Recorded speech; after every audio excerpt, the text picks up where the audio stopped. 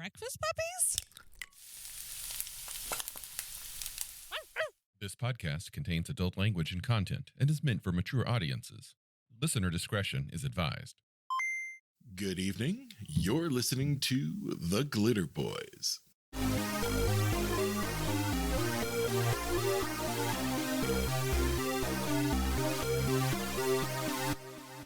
So what's that I see over there across the table in front of you, Jacob? Oh, you mean this black hardcover with red embossed cover? Isn't it beautiful? Oh, yes.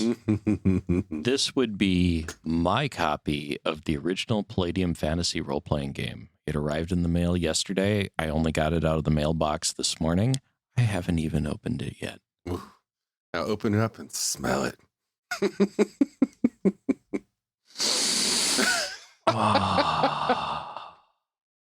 It's a beautiful book. Glossy pages, full everything from the original. Plus, they added in the Nargash Tor adventure to the back, and they got that 2-page art on the inside cover. Nice paperweight. Mm-hmm. I love the weight of paper. Yeah, feels like about a 22-pound paper. Yeah, very nice.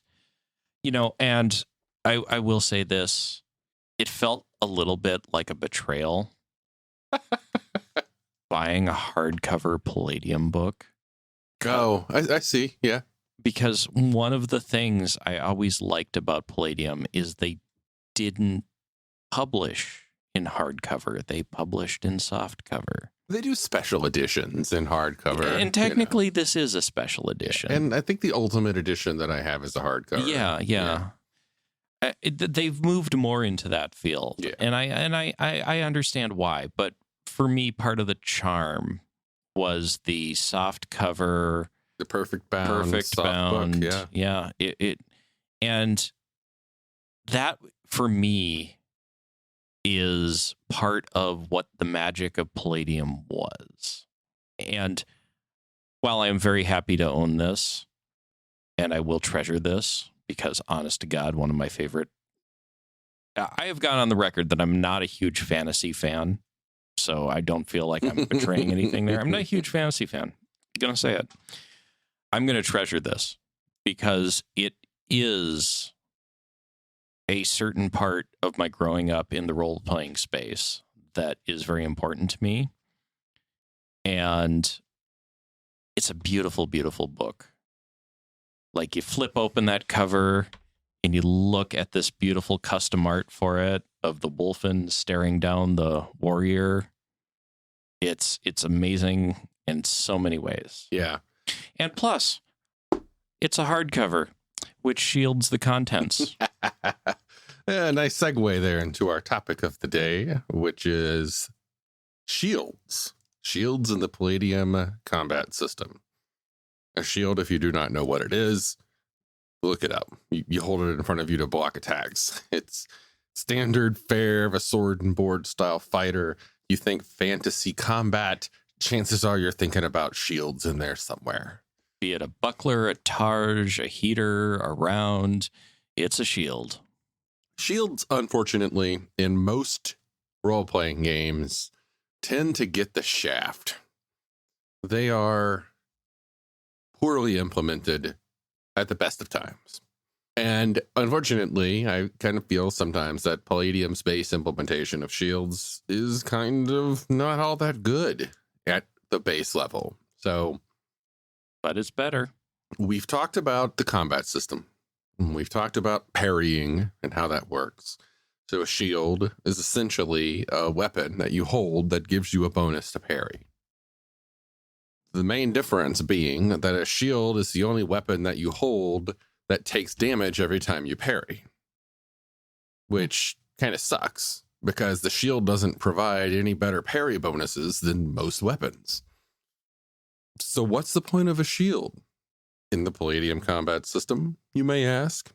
Well, at the base level, the shield allows you to do the simultaneous attack that we talked about in the previous episode. So if you are a character that does not have the paired weapon skill, you can't parry with a weapon while attacking with another. You can carry you can carry two weapons in your hands if you want, but the weapon in your offhand might as well just be dead weight. Like, you can't do anything with it.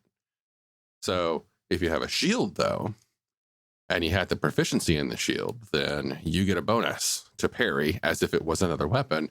And then when somebody attacks you, you can choose to parry that while also attacking them back with your main weapon. So that's a good benefit.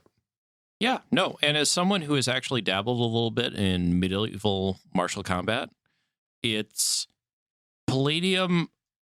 One of the things I always loved about the Palladium system is, while still not being quote unquote realistic, because honest to God, oh my God, as someone who's played Phoenix Command, I don't want to see the realistic melee system. They get shields a lot more right than almost any other system. Yeah, the fact that shields in the first edition book are not even listed with their SDC. You have to look online to find that. And in the fantasy second edition, under the weapon proficiency for shields, they do list the SDC for shields. Personally, I think the idea of shields having SDC is preposterous. Yes, shields break, but so do weapons. But weapons don't have SDC. So, I come at it a little bit of a different angle on that one. I mean, some shields are going to break more, and generally speaking, I don't want to deal with the record keeping of it, and that's why I just slide it away. But at the same time, if you watched the series The Vikings, if you watched The 13th Warrior, if you have watched other movies. Broken shields is a classic trope. Broken shields are both a classic trope and a tension raiser in combat. Yes, agreed. However, it's a record-keeping headache. It's a record-keeping headache, and your shield's gonna break after like 3 hits. I mean, because they have abysmally low SDC. Yes. And anyway, AR wasn't a thing. I think one point that I was agreeing with of you, though, is that Palladium implements them better. And I will agree, because shields are listed with damage that they do. Like, they are listed as if they are weapons, which they are, whereas D&D never does that. Oh, yeah. Let me tell you, as someone who's gotten his bell rung with a, brow shot from a heater when you let down your guard, shields are no joke. The problem with shields in play is, when it comes to mechanics, if we are following our advice in our previous episode of defending min-maxing, if you can take paired weapons, take it, because it beats a shield. Because there's no reason to take a shield if you can take paired weapons, because your weapon is in every way better than a shield.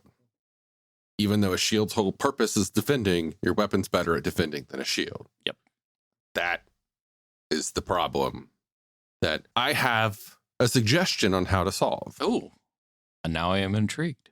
One is a minor suggestion, or some might think it's a minor suggestion. To some, this may sound blasphemous, and that is, take away the SDC of the shield.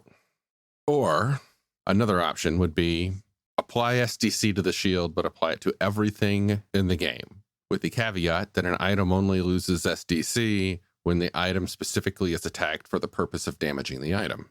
Or potentially roll not that Palladium has critical fumbles, but it would be a great way to implement a critical fumble, is the weapon breaks, the shield fails. As a side tangent, you're right. Palladium does not have critical fumbles. They're not there. A natural 1 is not a miss in Palladium. It's just a natural 1. Yep. That's something I discovered yesterday. Oh, I never knew that. Because, I was taught how to play Palladium by somebody who learned and so on down the line from Kevin or Eric, I forget. So knowing how to make the basic attack rolls, you just assume 1 is a natural hit, because that's what it is in that other game. Or natural miss. Sorry. Yes and no, but yeah. What's funny, though, is that in first edition Palladium Fantasy, critical hit is not defined. The critical rule, there's a list somewhere in the I'm just looking at it right here. On page 22, For the combat reference key, there's critical strikes, and it shows how they work when your hand-to-hand skill gives it to you, such as a thief gets a critical strike from behind at level 4, or a mercenary gets a critical strike range of 19 to 20 at level 7. But there's no rule anywhere in the book that a natural 20 is a critical hit. Right. Fucking fascinating. It's just an assumption that people make. But if you go by the letter of the rule of the first edition game, a mercenary doesn't have a natural 20 to crit until they reach level 7. And then it's a 19 to 20. Weird, right? Weird. Yeah. It's one of those things where, like, the whole critical thing didn't even really appear in the original Dungeons and Dragons. Interesting. Yeah, it's one of those things that, to the best of my knowledge, and if you know better, please reach out, because as someone who actually kind of geeks out on the history of role-playing games, I would love to, hear more with citations. But to the best of my knowledge, this is something that came up of the from within the community to make the game more heroic. Critical. Are you talking about D&D? That community? Yeah, well, no, the role-playing community in general. But gotcha. D&D, because it's the grandfather, my understanding is that in D&D, it came up as a way to make the game more heroic. And it's also why the critical fumble came out, was to the highs and the lows of heroism, and everything from shooting Smaug in the one spot in his chest that wasn't scaled, to Conan, down on his luck and totally on his back and doing the last hurrah sword stab that takes the serpent man in the throat and things like that. Oh, no. I think a fantastic example of that would be just in our previous discussion, you were talking about Conan climbing into a tower to find out that the ape has killed the wizard. Well, in that story, the wizard is actually still around. Nabonidus, I think his name, or Nabonidus, or something, Nabonidus. And at the end, he's about to do something terrible, and Conan from across the room just chucks a sword at him. Yep.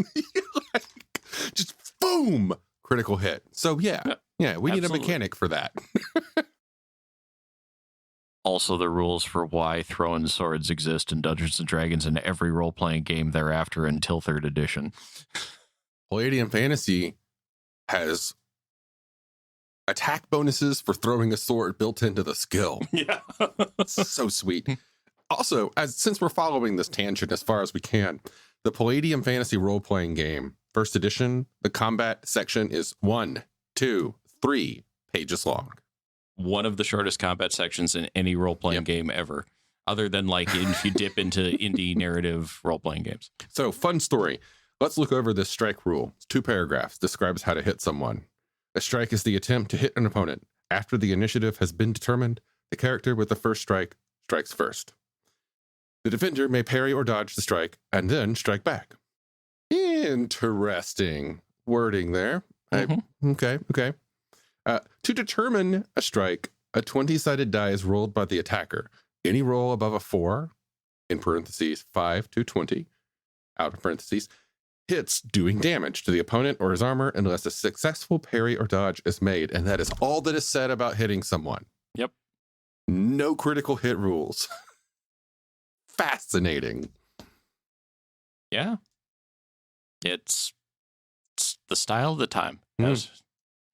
Weird. I wonder if they just assumed it.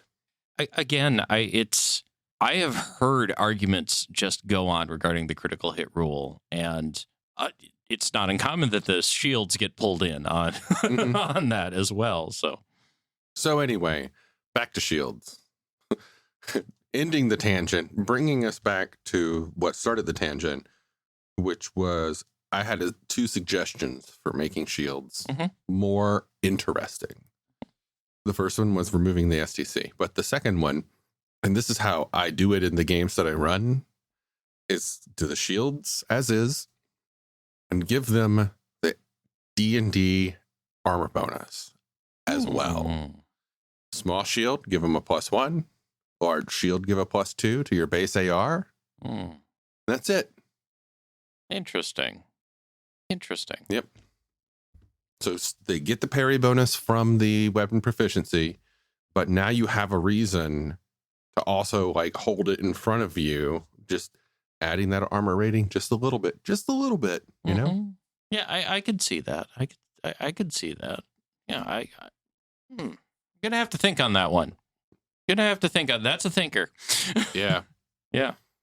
Armor is another one that I have a problem with the SDC limits because they're abysmally small for the lower level armors. Like, why would anyone ever wear the lower level armors? They're just going to fall apart in 2 hits, kind of thing. And yeah, realism. But I don't know. Like, I feel like the damage to the armor should be minimal. You know, like if you hit someone but the armor protects, the armor should take a dent, but it shouldn't take the full damage of the attack. You know? Yeah. I mean, it that comes down to the whole realism versus game efficiency versus heroic ideal debate, and where you find yourself on that 3-way diagram varies from person to person. Yeah. You're talking about everything from a medieval jack, which was 2 layers of quilt with a series of metal plates that were attached with little leather loops at the corners between the 2 of them. I'm picturing it. Yeah. Yep. And that was sandwiched in between the 2 layers of quilted fabric, usually wool. And honestly, you know, there you can go look this up. Like, 1 sword hit and that sucker started falling apart almost immediately, and you still probably broke your collarbone, but you were still alive and combat effective. Then you roll into everything from a surcoat, which was actually fundamentally far more durable than many other types of armor, to the point where there's a lot of growing historical evidence that a lot of people went into battle with just a surcoat, not with metal plates over it. Because they were so heavy, and having worn a replica medieval surcoat, you know, I'm glad I grew up in Minnesota, because, oh my God, that's a perfect garment for when it's -10 or so. But I would not like to be wandering around in 50 degrees Fahrenheit or above, because, oh my God, that thing is just an oven. Yeah, it's just like shields. That whole where on that 3-way Venn diagram do you 3-way diagram do you find yourself? And I like some of what you're laying down with shields, because it feels like some potentially fun ways to tweak it depending on the feel you're trying to reach for a game. One thing about armor I do recognize, and I admit, and I totally understand, that we are taking a whole lot of factors into consideration, and we are summing them up with a single number of armor rating. You know, like there's 2 numbers, armor rating and SDC. Like there's damage resistance that we should think about. There's different weapons are better against different types of armor that we should think about. There's heat. There's how the weight comes in. There's all of those things that you were just describing. And in order to make it fun in a gaming table, we sum it up to armor rating and SDC. And that makes sense. I get it. I get why we do that. But when you think about it, the mentality, the understanding, the base, the base foundation of damage in a role-playing game, the baseline is an object damaging flesh. Yep. So all damage values are ultimately based upon how much damage, or how much would this hurt a living creature if applied to it with violence? Yep. So then you have to think about, okay, now we're going to apply that across the board to all objects in the entire game. You're like, okay, well, you know, this wall has 300 SDC, and I've got a sledgehammer and a knife. Well, the knife should do considerably less damage to the wall than it does to a person. However, you know, that hammer is clearly designed for the sole purposes of breaking down walls. So it's probably going to do more or something. Yeah. And we don't go into that because there was a time in my life where I thought that was fun. I don't time anymore. is long past. Yeah. May I propose a alternative house rule that I have used in Palladium Fantasy when I've run it, that also would potentially increase the reason to carry a shield? Okay. and I know I will be branded as a heretic by certain portions of the Palladium community for saying so. If you're playing Palladium Fantasy, or in any other Palladium game where you're going up against quote-unquote ancient weapons, your parry bonus applies to thrown and missile weapons that you're aware of. Really? Think about it. You're carrying a shield. The point of a shield is to be carrying cover with you. Oh, are you suggesting this as a house rule? As a house rule. Oh, gotcha. Yeah. So like if you can be aware of an archer potentially taking a shot at you, you have a giant board or a slab of steel strapped to your arm. You should get a parry chance against that missile weapon. Oh, I like that. I never even thought about that, and I love it. And you know what? Actually, I'm pretty damn sure that's how it's done in the Rules Cyclopedia version of D&D if you use the weapon masteries. Yeah, but why even restrict it to a weapon mastery or some high level thing? It's with the exception of shields like bucklers, which are literally designed for knife fighting, fencing, and basically to make sure you could parry something with your arm and not get your arm cut up or broken. Yeah.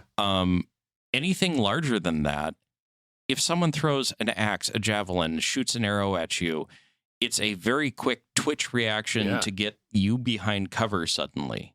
Yeah, I'm using that. I am totally using that in our game. I like it. Yeah, the ability to parry ranged attacks. Yeah, it's until you get up to things like wall shields, Roman Legionnaire shields, riot shields, things like that, where you're not going to be moving them around fast, but at the same time, you're basically totally obscured by them in the first place. It makes sense that the shield should be useful to just because you're not trying to deflect something. You're not trying to take your small handheld objects that are designed to be moved around very fast and is rather thin to deflect an arrow. That it doesn't really make sense. It takes such a high level of skill and honestly luck to do. But moving the big board that's strapped to your arm. Yeah. The cover, essentially. Yeah. And, well, if we're going to get back to shields and SDC, an arrow versus a shield should do minimal damage. In fact, that arrow can embed in the shield. And I've seen this, well, I've read about it in stories and I've seen it in fantasy shows. So whether or not this is, legit, but you've got a shield that's covered with arrows. Take your sword, funk, swipe down the top. No more arrows. Yep. It's okay. That's the entire reason for a Roman pilum, a big, heavy wooden shafted weapon that had a hardened steel head attached to a soft steel shaft that tied it to the handle. So when it hit, it bent, and you couldn't just hack it off because you still had that big length of soft metal hanging off your shield. Fascinating. Huh. I never even thought about that. Yeah. Yeah, but then you could... See, now I'm like, okay, but maybe you could use the things coming out of the shield to increase the shield's bashing damage. But potentially. You could house rule that. Yeah. But now, I mean, there are exceptions to that. Like, I wouldn't necessarily make that apply to, like, magic or things that require the few magical effects that require you to roll to hit. There are very, very few of them in Palladium Fantasy. Very few. And I would just say that, like, no, your shield isn't going to apply there. It unbalances the magic using classes too much. Although we could get into an whole argument on how some of the spells in Palladium are a little juiced. Okay, that's a whole other episode, and I have opinions on that. Short version is some of them yes, but most of them no. No, many people are in agreement that power-wise. Combat power-wise, mages in Palladium tend to be on the low tiers. Yep. They benefit. Their specialty is versatility and utility. Exactly. Yeah. No, and so I think out of the box shields in Palladium are definitely. I'd go the same way. Why would you take one? Yeah. I think with a couple very small tweaks, one or two of the three options we put out here could potentially make shields much more versatile and echo the heroic fiction that we're all kind of striving to emulate in our games. I mean, we got dragons. We got This is dragons. heroic fiction. Yeah. Yeah. I really like that rule suggestion, Jacob. I like that a lot. Mm-hmm. Parrying ranged attacks. It's so simple. Yeah. Yeah. It's like an on-off switch. Yep. Bam. Done. Done. I love it. Okay. Well, that's Shields and Palladium and a bunch of tangential discussions on armor and magic. Join us on Discord, folks. Let us know your thoughts. How have you made shields not suck in your games? How have you avoided the paired weapons as God trap? What are your thoughts on the matter? See you next time. Starships, magic, mystic martial arts, romance. All of these can be found in A Cloak of Blades by Isaac Scher. You might have heard my name before. I've done a lot of voiceover work for Breakfast Puppies, and I've recently released my first novel. It's available on Amazon as an ebook and paperback, and you can get it for free if you have a Kindle Unlimited subscription. I do hope you'll support my work as you're supporting Breakfast Puppies, and it's been a pleasure talking with you today. Have a good one.